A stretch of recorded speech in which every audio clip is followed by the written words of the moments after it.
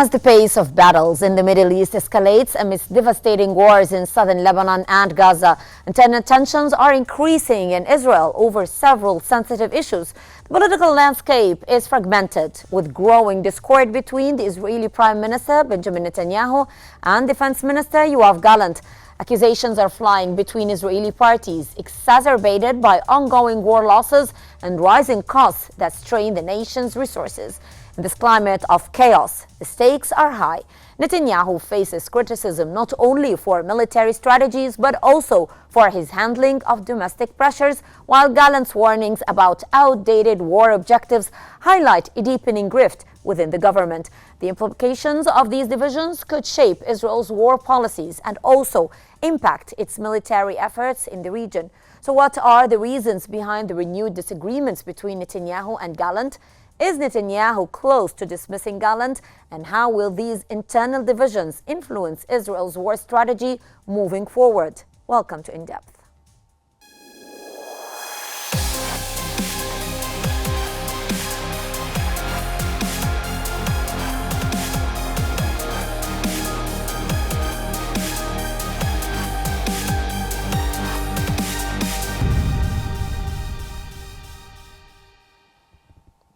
As internal divisions re-emerge in Israel, the Times of Israel have drawn attention to the renewed dispute between both leaders.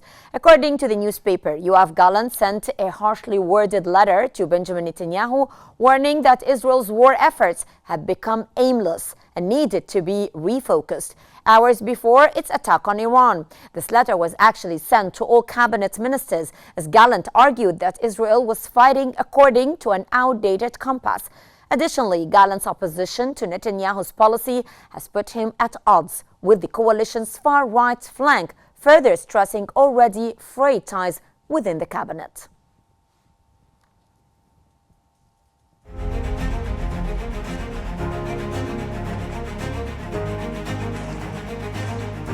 As Israeli Prime Minister Benjamin Netanyahu rages war on multiple fronts, his tensions with Israeli Defense Minister Yoav Gallant have resurfaced amid escalation in the Israel-Iranian conflict. Shortly before Israel's attack on Iran, Gallant sent a letter warning Benjamin Netanyahu that the war is being waged without a compass, urging an update to Israel's war objectives. He raised alarms about the evolving threats to Israel and stressed the need for the cabinet to realign its goals to avoid potential misjudgments in decision-making. Gallant also proposed clearly defined objectives for various fronts in the conflict, highlighting the importance of a strategic approach, especially concerning Iran. However, Netanyahu's office dismissed Gallant's warnings as extremely puzzling and asserted that one compass exists that is determined by the cabinet and subject to ongoing review. The relationship between Gallant and Netanyahu has been fraught since March 2023, when Gallant advocated for a pause on contentious judicial reforms, citing risks to the social fabric of Israel and potential security repercussions. Amidst these tensions, speculation has spread around Netanyahu's intentions to replace Gallant, especially in light of prior reports suggesting he might appoint Gideon Sa'ar to the defense role.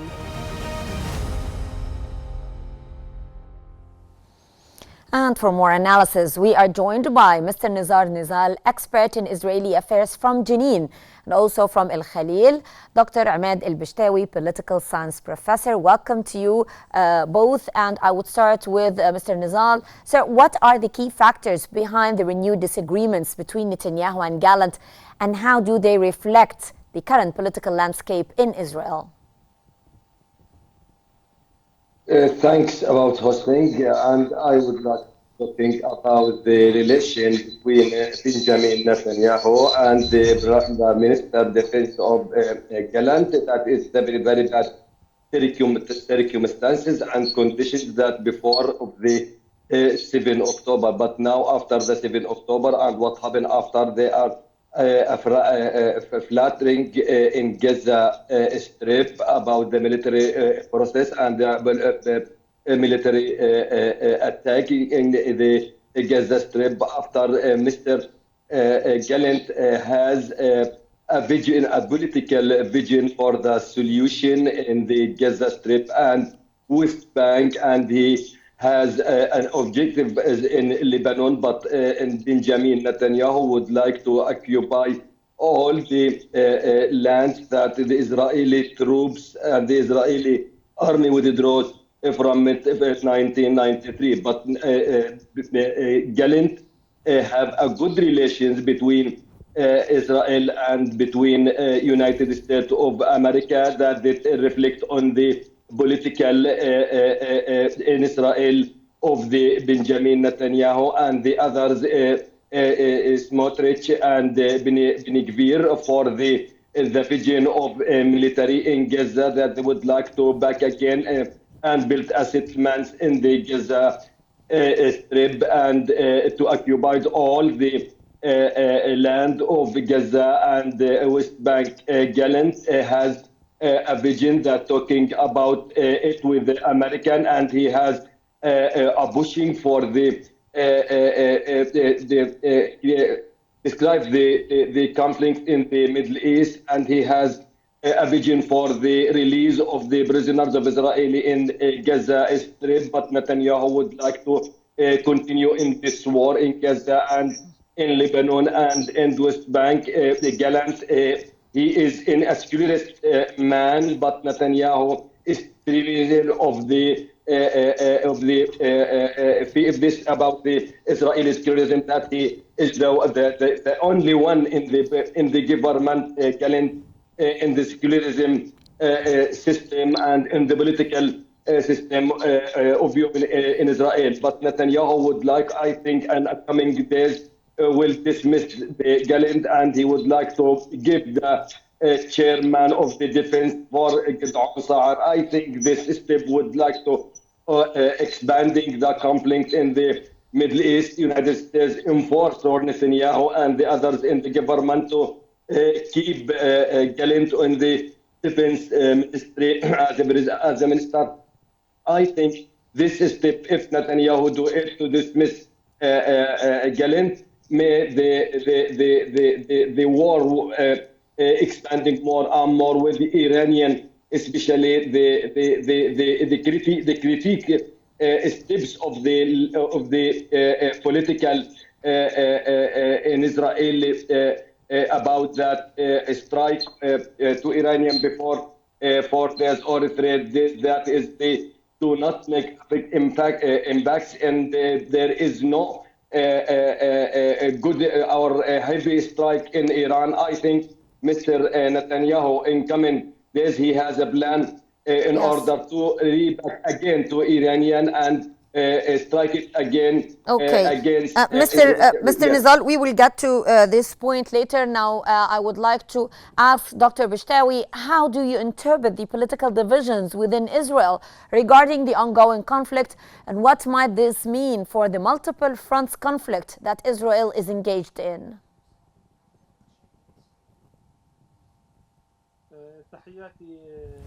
I'd like to welcome you all. Thank you.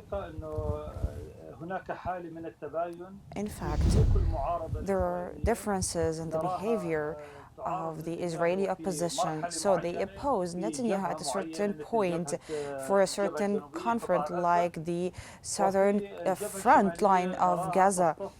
And in the northern front, they are totally lining up behind Netanyahu, and they are even more right-wing than Netanyahu himself. Yesterday, there was voting on stopping the work of UNRWA. The whole opposition supported Netanyahu. More than 92 Knesset members voted in the favor of the Israeli government resolution, and they were totally supported by the opposition. So in my opinion, this opposition is not strong enough to stop Netanyahu, because they do not have a clear vision and they do not have the charisma of or the attraction of the opposition. There is no charismatic figure to replace Netanyahu. At the beginning, there was dance, and he performed some roles after October 7th, but Netanyahu, with his intelligence, could drag him into the war council, and after the prolonged war, Dan's lost his character and he couldn't continue. He had to withdraw. Actually, in 2 cases, Benny Gantz was losing. if he continued in his role, he would be following Netanyahu without any character, and if he withdraws, he is accused by Netanyahu that he gave up on Israel in the mid of the way. We now see that Billy Gantz is supporting Netanyahu according to the polls in this regard. So there is no way to curb the actions of Netanyahu and his government.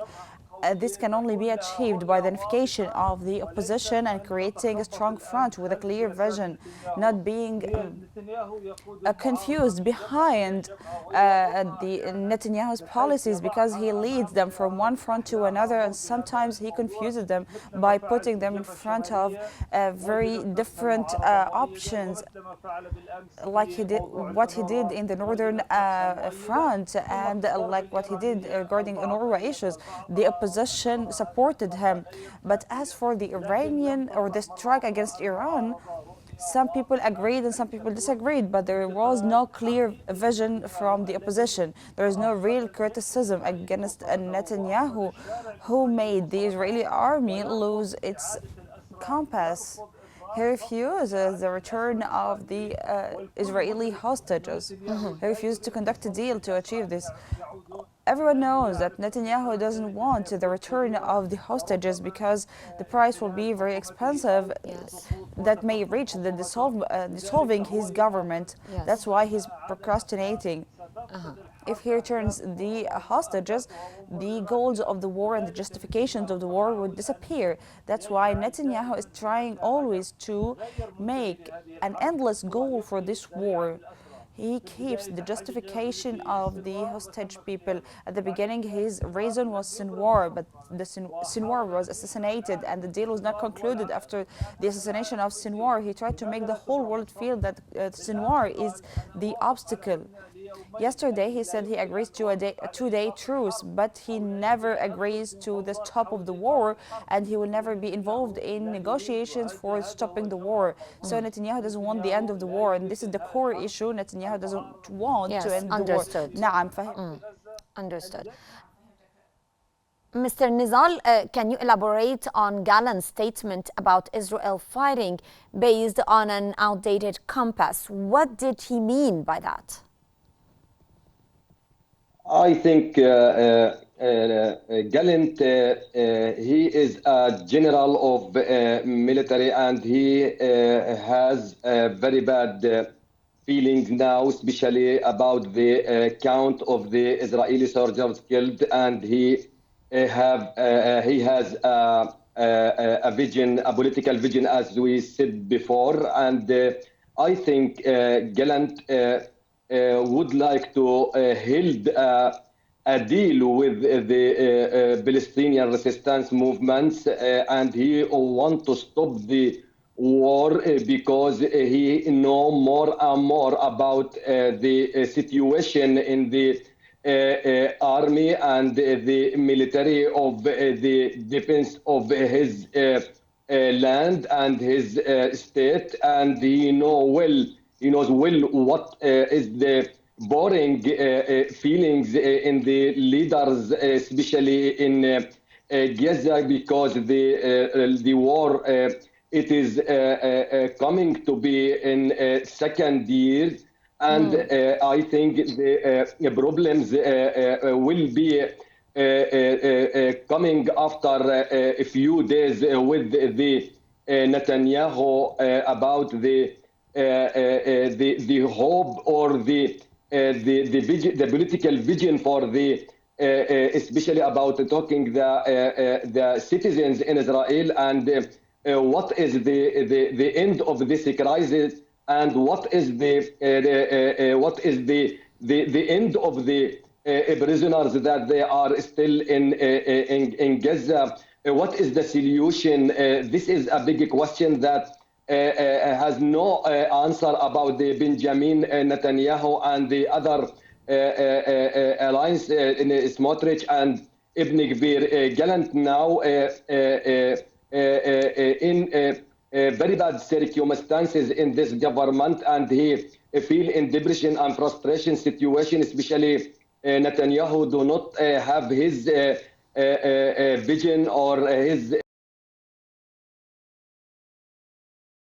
vision for the deal with a big crisis or expanding the war. It is a big fear now in Israel, especially after the declaration of the Iranian that would like to react again of Israel for hypersonic missiles and other weapons. Will we face this difficulty here in Israel? I think, as I said before, Benjamin Netanyahu asked Gideon Sa'ar to has a man chair of the defense ministry for the still continuing in this war, and Gallant. Okay. Yes, I get your point, sir. Now I would go back to Dr. Pishtawi. How Benny Gantz's calls for urgent action on detainees can actually reflect broader public sentiment in Israel, especially in the context of military operations.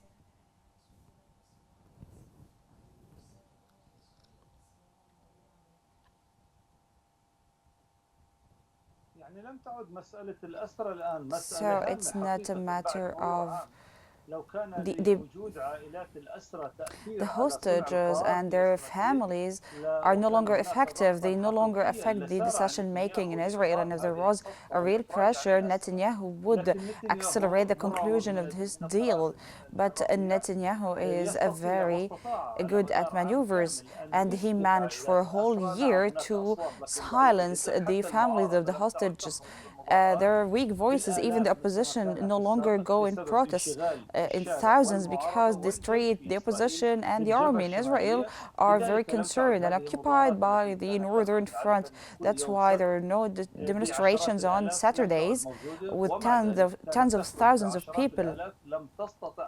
They no longer exist, and despite there were demonstrations including tens of thousands of people, they couldn't practice pressure on Netanyahu to conclude a deal.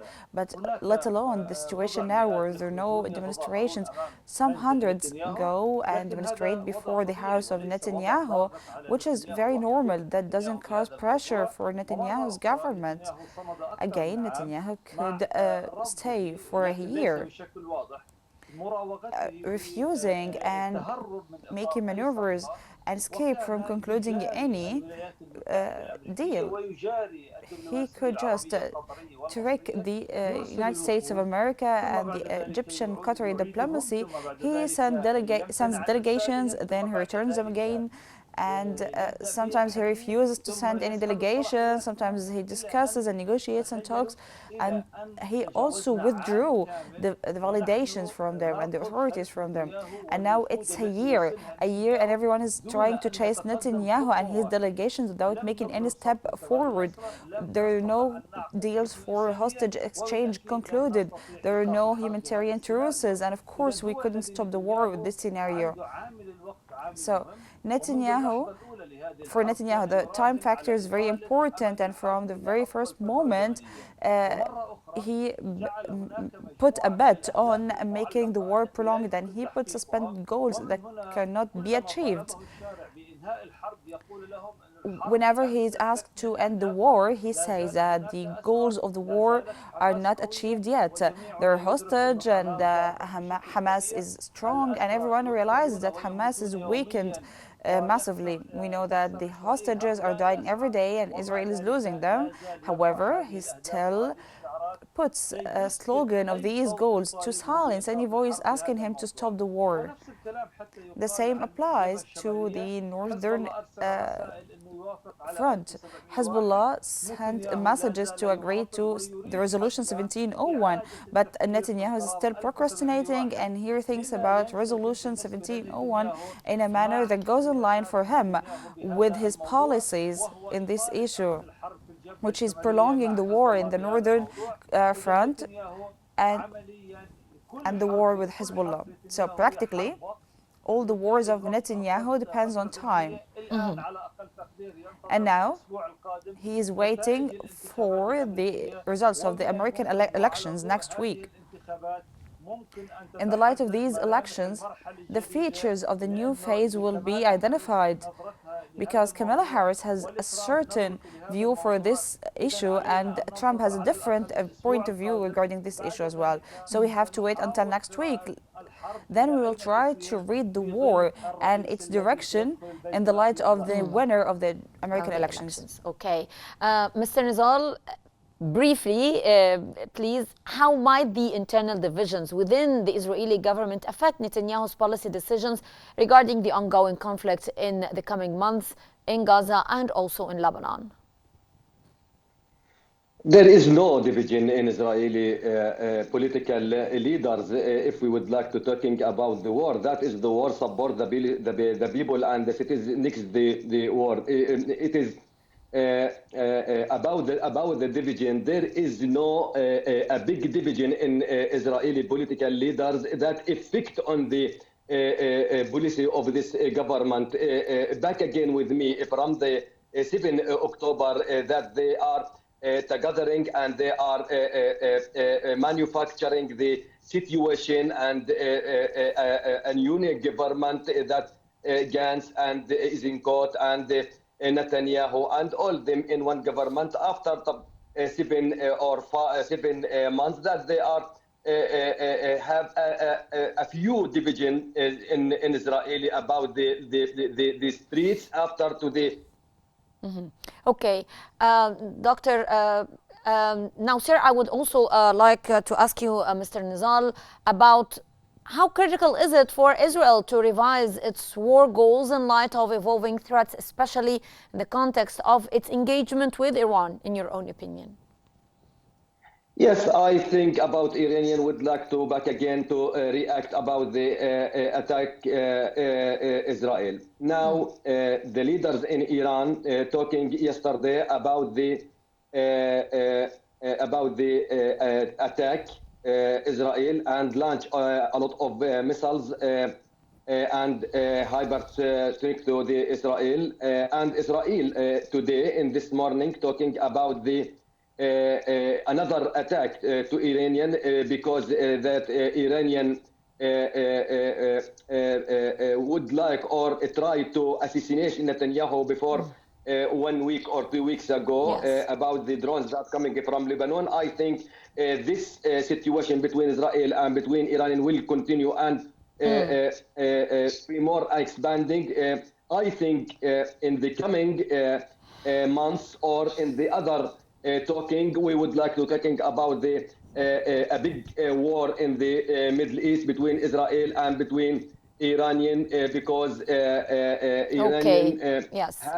have an idea today that Israel would like to destroy the nuclear centers in Iran. Okay, my final question to you, Dr. Bishtawi, with threats of coalition disruption from the ultra-Orthodox parties, how stable is Netanyahu's government in the face of the ongoing military challenges?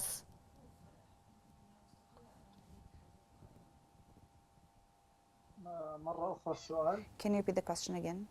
Yes, I was just asking you, sir, about the threats of coalition disruption from the ultra-Orthodox parties. How stable is Netanyahu's government in the face of the ongoing military challenges?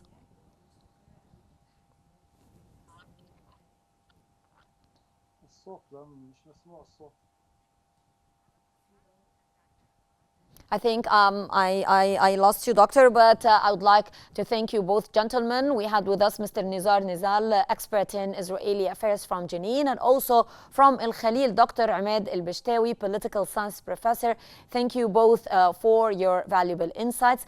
And ladies and gentlemen, that brings us to the end of today's episode of In Depth. Stay tuned for more exclusive stories here on Q News. Thank you very much for watching.